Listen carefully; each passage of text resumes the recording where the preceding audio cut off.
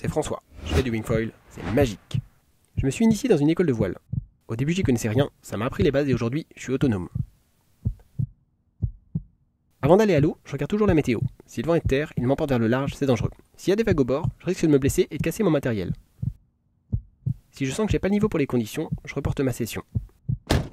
Des fois, surtout l'été, il y a du monde sur la plage. Et le problème avec un foil, ça coupe.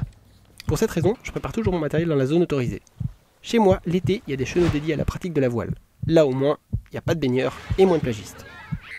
Quand je prépare mon matériel, je pose la planche à l'envers, nez face au vent, ça évite qu'elle se retourne. Je laisse les protections sur les parties coupantes de mon foil pour pas blesser quelqu'un. Je gonfle ma wing sous le vent de ma planche en l'accrochant à ma pompe. Ensuite, je l'attache au mât du foil avec le leash, et quand je peux l'accrocher ailleurs, c'est encore mieux. Avant d'aller à l'eau, je vérifie que mon foil est bien vissé à la planche et que tout le reste est bien serré. J'ai choisi une planche dont le volume porte mon poids. En cas de galère ou si le vent tombe, je flotte, je peux rentrer au bord en ramant. J'ai un leash de wing et un leash de planche, ils sont tous les deux indispensables. Avant chaque session, je vérifie qu'ils sont en bon état.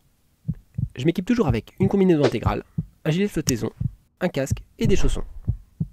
J'ai appris à porter mon matériel dans les règles, comme ça, ou comme ça.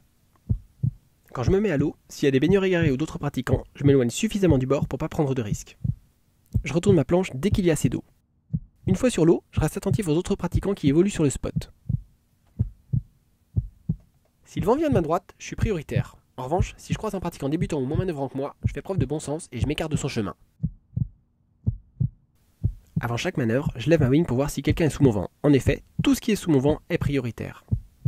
Quand je rentre au bord, je ralentis ma vitesse dans la bande des 300 mètres. Peu de gens le savent, mais dans cette zone, la vitesse est limitée à 10 km/h.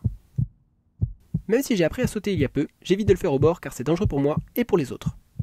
Un dernier truc, la mer ça peut être dangereux même en plein été. Je préviens toujours mes proches avant une session et je navigue jamais seul. Avec les copains, c'est plus sûr et plus marrant. Prenez soin de vous, prenez soin des autres, naviguons responsables pour naviguer plus. Bonne session.